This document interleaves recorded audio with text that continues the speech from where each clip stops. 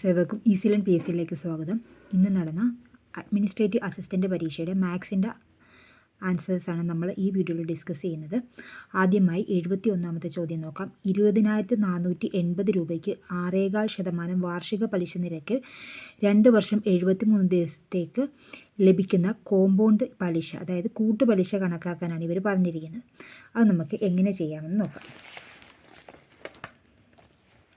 ഇവിടെ നോക്കൂ, 20,480 രൂപയ്ക്ക് 6.25% വാർഷിക പലിശ നിരക്കിൽ 2 വർഷം 73 ദിവസത്തേക്ക് ലഭിക്കുന്ന കൂട്ടുപലിശയാണ് നമുക്ക് കണക്കാക്കേണ്ടത്. അപ്പോൾ 6.25 വർഷത്തേക്കാണ് വേണ്ടത്. അപ്പോൾ 6.25 നമുക്ക് എങ്ങനെ എഴുതാം? 6 4 24 1 25/4% എന്ന് എഴുതാം. അതൊന്നും പിന്നെ നമുക്ക് 1/16 എന്ന് എഴുതാം. 2 വർഷം 73 ദിവസത്തേക്ക് വേണ്ടിയിട്ടുള്ള പലിശയാണ് നമുക്ക് കൂട്ടുപലിശയാണ് നമുക്ക് കണ്ടുപിടിക്കേണ്ടത്. അപ്പോൾ 2 വർഷം അവിടെ നിൽക്കട്ടെ, നമുക്ക് 73 ദിവസത്തിന് ഇയറിലേക്ക് കൺവേർട്ട് ചെയ്യാം. അപ്പോൾ 73 / 365 വരും. അപ്പോൾ 73-നകത്ത് 5 പ്രാവശ്യമാണ് 365, അപ്പോൾ 1/5 എന്ന് വരും. അപ്പം 1/5 ഇയറുള്ള കൂട്ടുപലിശയാണ് നമുക്ക് കണക്കാക്കേണ്ടത്. ആദ്യം നമുക്ക് ഒരു വർഷത്തെ കൂട്ടുപലിശ എത്ര കിട്ടുമെന്ന് നോക്കാം. അപ്പോൾ 20,480 × 1/16 ആണ് ഒരു വർഷത്തെ കൂട്ടുപലിശ. അത് 1,280 രൂപയാണ്. രണ്ടാമത്തെ വർഷമാകുമ്പോൾ ഈ 1,280 രൂപയുടെ കൂടെ 1,280 രൂപയുടെ ഇൻട്രസ്റ്റാണ് കിട്ടുന്നത്. അപ്പോൾ 1,280 + 80 = 1,360 രൂപ രണ്ടാമത്തെ വർഷം കിട്ടും. പക്ഷേ മൂന്നാമത്തെ വർഷമാകുമ്പോൾ നമുക്ക് ഈ 1,280 + 1,360 പ്ലസ് അപ്പോൾ എത്ര കിട്ടും? 1,280 + 1,360. നമ്മുടെ മുതൽ എത്രയാണ്? 20,480. അതായത് മൂന്നാമത്തെ വർഷം മുഴുവൻ കിട്ടുന്ന എമൗണ്ട് എന്ന് പറയുന്നത് ഇത്രയുമാണ്. 20,480 രൂപയാണ് നമ്മൾ ഇട്ടിരിക്കുന്ന എമൗണ്ട്, പ്ലസ് ഫസ്റ്റ് ഇയറിൽ കിട്ടിയ പലിശ, പ്ലസ് സെക്കൻഡ് ഇയറിൽ കിട്ടിയ പലിശ, അതെല്ലാം കൂടെ വരുമ്പോൾ മൊത്തം മുതൽ എത്രയായി? 23,120 രൂപയാണ്. മൂന്നാം വർഷം മുഴുവൻ കിട്ടുന്ന പൈസ എന്ന് പറയുന്നത് 23,120 ആണ്. ഈ 23,120-ൻ്റെ 16 എന്ന് പറയുന്ന 1,445 ആണ്. ഇത് മൂന്നാമത്തെ വർഷം മുഴുവൻ കിട്ടുന്ന പലിശയാണ് 1,445 എന്ന് പറയുന്നത്. അപ്പം നമുക്ക് മൂന്നാമത്തെ വർഷത്തെ 1/5 ഭാഗം മാത്രമേ കിട്ടത്തുള്ളൂ. അപ്പോൾ 1,445 / 5 ചെയ്യുമ്പോൾ എത്ര കിട്ടും? 289 രൂപ മാത്രമേ മൂന്നാമത്തെ വർഷം കിട്ടത്തുള്ളൂ. അതെന്തുകൊണ്ടാണ്? 1/5 ഇയർ നമുക്കാകെ 73 ദിവസത്തേക്ക് മാത്രം മതിയായിരുന്നു. അപ്പോൾ 73 ദിവസത്തേക്ക് 289 രൂപ കിട്ടും. അപ്പോൾ ടോട്ടൽ കോമ്പൗണ്ട് ഇൻട്രസ്റ്റ് എത്ര കിട്ടും? 1,280 + 1,360 + 289 = 2,929 രൂപ കിട്ടും. അപ്പോൾ ഇതിൻ്റെ ആൻസർ എന്ന് പറയുന്നത് ഓപ്ഷൻ എ ആണ്, 2,929 രൂപ. അടുത്ത ക്വസ്റ്റ്യൻ നോക്കാം. എക്സ് ഒരു ജോലിയുടെ 1 ഭാഗവും 10 ദിവസം കൊണ്ട് പൂർത്തിയാക്കാം. വൈക്ക് 40% ജോലി 40 ദിവസം കൊണ്ട് പൂർത്തിയാക്കാൻ സാധിക്കും. ഇസഡിന് ജോലിയുടെ 1/3 ഭാഗം 13 ദിവസം കൊണ്ട് പൂർത്തിയാക്കാൻ കഴിയും. ആരാണ് ആദ്യം ജോലി പൂർത്തിയാക്കുക എന്നാണ് ചോദിച്ചിരിക്കുന്നത്. ഇപ്പം നമുക്ക് നോക്കാം. എക്സ് ഒരു ജോലിയുടെ 1/4 10 ദിവസം കൊണ്ട് ചെയ്യും. അപ്പം ഒരു ജോലി മുഴുവൻ ചെയ്യണമെങ്കിൽ എത്ര ദിവസം വേണം? 10 × 4 40 ദിവസം വേണം. വൈക്ക് ചെയ്യണമെങ്കിൽ അവർ 40 ദിവസം മതിയെന്ന് പറഞ്ഞിട്ടുണ്ട്. ഇസഡ് ചെയ്യുന്നത് 1/3 ഭാഗം മാത്രമേ 13 ദിവസം കൊണ്ട് ചെയ്യത്തുള്ളൂ. അപ്പം അയാളുടെ ഫുൾ വർക്ക് എത്രയാണ്? 13 × 3 39. അപ്പോൾ ഇതിൽ ഏറ്റവും കുറച്ച് ദിവസം കൊണ്ട് ചെയ്ത ആരാണ്? ഇസഡ് ആണ് ഏറ്റവും കുറഞ്ഞ ദിവസം കൊണ്ട് ചെയ്യുന്നത്. അതുകൊണ്ട് ആൻസർ ഏതാണ്? ഓപ്ഷൻ സി, ഇസഡ് ആണ് ആൻസറായിട്ട് വരുന്നത്. എക്സ് വൈയുടെ 80% ആണെങ്കിൽ 2x-ൻ്റെ എത്ര ശതമാനമാണ് വൈ? എക്സ് വൈയുടെ 80% ആണെങ്കിൽ 2x-ൻ്റെ എത്ര ശതമാനമാണ് വൈ എന്നാണ് ചോദിച്ചിരിക്കുന്നത്. നമ്മൾ ഇംഗ്ലീഷിലുള്ള ക്വസ്റ്റ്യൻ വായിക്കുമ്പോഴാണ് കുറച്ചുകൂടി നൽകുന്നത്. If x is 80% of y, then what percentage of 2x is y? ഇത് ഇംഗ്ലീഷിലുള്ള എക്സാമാണ്. ഇത് മലയാളത്തിലേക്ക് തന്നിരിക്കുന്നതാണ്, ഞാൻ കാണിച്ചത് ഇംഗ്ലീഷിലെ എക്സാമാണിത്. എക്സ് = 0.8y ഓർ, അപ്പോൾ നമുക്ക് എക്സിനെ എങ്ങനെ എഴുതാം? 80% ഓഫ് വൈ എന്ന് എഴുതാം. 80% നമുക്ക് എങ്ങനെ എഴുതാം? 80 / 100 എന്ന് എഴുതാം. അപ്പോൾ 8/10 എന്ന് പറയുമ്പോൾ 4/5 വൈ എന്ന് കിട്ടും. അപ്പോൾ നമുക്ക് വൈയുടെ വാല്യൂ എങ്ങനെ എഴുതാം? 5. റെസിപ്രോക്കൽ എടുത്താൽ മതി. 5 = y = 5/4x. ഇനി നമ്മുടെയൊക്കെ ചോദിച്ചിരിക്കുന്നത് find what percentage of 2x is y, അതാണ് ചോദിച്ചിരിക്കുന്നത്. ദെർഫോർ y/2x × 100 എടുക്കുക. വൈയുടെ വാല്യൂ നമ്മൾ എന്തോ കണ്ടുപിടിച്ച് വെച്ചിരിക്കുന്നത് 5/4 എക്സ് എന്നാണ് കണ്ടുപിടിച്ച് വെച്ചിരിക്കുന്നത്. 5/4 X divide by 2x into 100 അങ്ങനെ ചെയ്യുമ്പോൾ എക്സും എക്സും ക്യാൻസലായിപ്പോവും. അപ്പോൾ 5/8 ഇൻറ്റു 100 62 1/2% ആണ് ആൻസറായിട്ട് വരുന്നത്. ഓപ്ഷൻ ബി വരുന്നു മോനെ. അടുത്ത ക്വസ്റ്റ്യനിലേക്ക് നമുക്ക് പോകാം.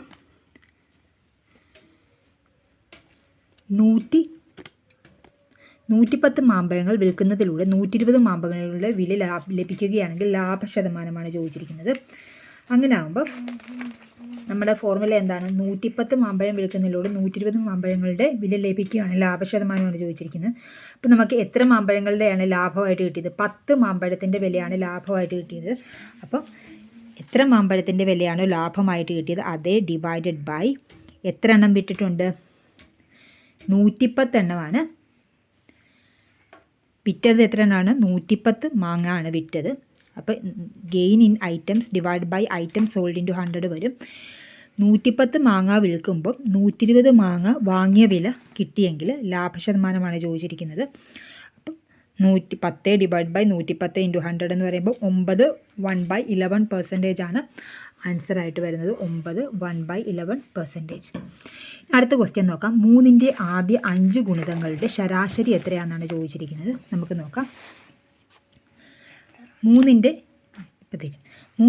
5 ഗുണിതങ്ങളുടെ ശരാശരിയാണ് ചോദിച്ചിരിക്കുന്നത്. അപ്പം 3ൻ്റെ 5 ഗുണിതങ്ങൾ ശരാശരി എങ്ങനെ കണ്ടുപിടിക്കേണ്ടത്? എല്ലാം കൂടെ കൂട്ടി ആകെ എണ്ണം കൊണ്ട് ഡിവൈഡ് ചെയ്താൽ മതി. അപ്പം ശരാശരി 3 + 6 + 9 + 12 + 15 ഡിവൈഡഡ് ബൈ 5. ഇപ്പം 45/5 എന്ന് പറയുന്നത് എത്രയാണ്? 9 ആണ് ആൻസറായിട്ട് വരുന്നത്. ഇതിൻ്റെ ആൻസർ എത്രയാണ്? 9. അടുത്ത ക്വസ്റ്റ്യൻ 3:24 ആണെങ്കിൽ 5:- എന്നാണ് ചോദിച്ചിരിക്കുന്നത്. അപ്പം 3 എങ്ങനെയാണ് 24 എന്ന് വന്നത്? 3 ക്യൂബ് മൈനസ് 3 എടുത്തത് കൊണ്ടാണ് 24 വന്നത്. അതായത് 27 - 3 = 24. അതേപോലെ 5 ക്യൂബ് മൈനസ് 5 എന്ന് പറയുമ്പോൾ എത്ര കിട്ടും? 120 ആണ് ആൻസറായിട്ട് വരുന്നത്. ആൻസർ വരുന്നത് ഏതാണ്? Option A. അടുത്ത ക്വസ്റ്റ്യനിലേക്ക് പോകാം. നൂറ്റാണ്ടിൻ്റെ അവസാന ദിവസം ആകാൻ കഴിയാത്ത ദിവസങ്ങൾ. നമുക്ക് നൂറ്റാണ്ടിൻ്റെ അവസാന ദിവസം ആകാൻ കഴിയുന്ന ദിവസങ്ങൾ ഏതൊക്കെയാണെന്ന് നോക്കാം. ഇപ്പം 100 വർഷമാണെങ്കിൽ 5 ഒറ്റസംഖ്യ. എത്ര ഒറ്റസംഖ്യ വരും? 5 ഒറ്റസംഖ്യ വരും. അപ്പം 5 ഏത് ദിവസമാണ്? ഫ്രൈഡേ. അപ്പം നൂറ്റാണ്ടിൻ്റെ അവസാനമായിട്ട് വരുന്ന ഏതാണ്? ഫ്രൈഡേ വരും. 200 ആണെങ്കിൽ 3 ആണ് വരുന്നത്. അപ്പോൾ എത്രയാണ്? 200-ൽ ഒറ്റപ്പെട്ട ദിവസങ്ങൾ 3 ആണ്. 300 ആണെങ്കിൽ ഒറ്റപ്പെട്ട ദിവസങ്ങൾ 1 ആണ്. 400 ആണെങ്കിൽ ഒറ്റപ്പെട്ട ദിവസങ്ങൾ 0 ആണ്. ഇതിൽ നമുക്ക് എന്ത് മനസ്സിലാക്കാം? ഫ്രൈഡേയും വെനസ്ഡേയും മൺഡേയും സൺഡേയും എന്താണ്? ഒറ്റപ്പെട്ട ദിവസങ്ങളായിട്ട് വരുന്നതാണ്. ഇവർ ചോദിച്ചിരിക്കുന്നത് ഒറ്റപ്പെട്ട ദിവസമായിട്ട് വരാത്തത് ഏതൊക്കെയാണെന്നാണ് ചോദിച്ചിരിക്കുന്നത്. അപ്പോൾ ഫ്രൈഡേയും വെനസ്ഡേയും മൺഡേയും സൺഡേയും ഒഴിച്ച് ബാക്കിയുള്ള ദിവസങ്ങൾ മാത്രമേ ഒറ്റപ്പെട്ട ദിവസമായി സെഞ്ചുറി ആയിട്ട് വരാത്തതുള്ളൂ. അതായത് നൂറ്റാണ്ടിൻ്റെ അവസാന ദിവസം ആകാൻ സാധ്യതയില്ലാത്തത് ഏതൊക്കെയാണ്? ട്യൂസ്ഡേയും തേഴ്സ്ഡേയും സാറ്റർഡേ ആണ്. ട്യൂസ്ഡേ, തേഴ്സ്ഡേ ആൻഡ് സാറ്റർഡേ ആണ്. ട്യൂസ്ഡേ, തേഴ്സ്ഡേ ആൻഡ് ചൊവ്വാഴ്ചയും വ്യാഴാഴ്ചയും ശനിയാഴ്ചയുമാണ് എന്തായിട്ട് വരാൻ സാധ്യതയില്ലാത്തത്? ഒറ്റപ്പെട്ട ദിവസമായിട്ട്. നൂറ്റാണ്ടിൻ്റെ അവസാനത്തെ ദിവസമാകാൻ കഴിയാത്തത് ഏതൊക്കെയാണ്? ചൊവ്വാഴ്ച, വ്യാഴാഴ്ച, ശനിയാഴ്ച. നൂറ്റാണ്ടിൻ്റെ അവസാന ദിവസമാകാൻ കഴിയാത്ത ഏതൊക്കെയാണ്? ചൊവ്വാഴ്ച, വ്യാഴാഴ്ച, ശനിയാഴ്ച. അപ്പോൾ ഇതിനകത്ത് തന്നിരിക്കുന്നത് ചൊവ്വാഴ്ചയാണ്. അപ്പോൾ ഒറ്റപ്പെട്ട നൂറ്റാണ്ടിൻ്റെ അവസാന ദിവസം ആകാൻ കഴിയുന്ന ദിവസങ്ങൾ ഏതൊക്കെയാണ്? ഞായർ, തിങ്കൾ,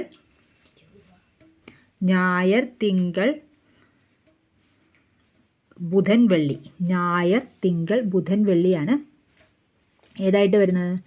നൂറ്റാണ്ടിൻ്റെ അവസാന ദിവസമാകുന്ന ഏതൊക്കെയാണ്? ഞായർ, തിങ്കൾ, വെള്ളി, ബുധൻ. അവസാന ദിവസം ആകാത്തതാണ് ഇവർ ചോദിച്ചത്. അതുകൊണ്ട് ഇത് ചൊവ്വയാണ് വരുന്നത്. ഒരു ക്ലോക്ക് 11:25 കാണിക്കുന്നെങ്കിൽ അതിൻ്റെ കണ്ണാടി പ്രതിബിംബം എന്തായിരിക്കും? അത് നമുക്ക് എളുപ്പമാണ്. 11:25 ആയതുകൊണ്ട് ഇത്രയും കുറയ്ക്കത്തുള്ളൂ. 23.60 11:25 കുറയ്ക്കുമ്പോൾ കിട്ടുന്ന എത്രയാണ്? 12:35 ആണ് ആൻസറായിട്ട് വരുന്നത്. ഓപ്ഷൻ എ ആണ് 12:35. നമുക്ക് അടുത്ത ക്വസ്റ്റ്യൻ നോക്കാം. 3, 8, 15, 24, 34, 38, 63. ഇതിൽ ശ്രേണിയിലെ തെറ്റായ സംഖ്യ കണ്ടുപിടിക്കാനാണ് പറഞ്ഞിരിക്കുന്നത്. ഇതെങ്ങനെയാണ് വന്നിരിക്കുന്നതെന്ന് നമുക്ക് നോക്കാം. 3 എങ്ങനെയാണ് വരുന്നത്? 2 സ്ക്വയർ മൈനസ് 1 ആണ് 3. 3 square minus 1 9 minus 1 8. 4 square minus 1 15. അപ്പോൾ 16 മൈനസ് 1 15. 5 square minus 1 എന്നപ്പോൾ 24. അതും നമ്മുടെ ശ്രേണിക്കകത്തുണ്ട്. 6 സ്ക്വയർ 36 മൈനസ് 1 35 ആണ് വരേണ്ടത്. നമുക്ക് തന്നിരിക്കുന്ന ഏതാണ്? 34 ആണ്. അതുകൊണ്ട് അത് തെറ്റാണ്. നമ്മുടെ ആൻസർ 34 ആണ്. എങ്കിലും ബാക്കിയുള്ളതും കൂടെ നോക്കാം. 7 സ്ക്വയർ മൈനസ് 1 അപ്പോൾ എത്രയാണ്? 49 മൈനസ് 1 48.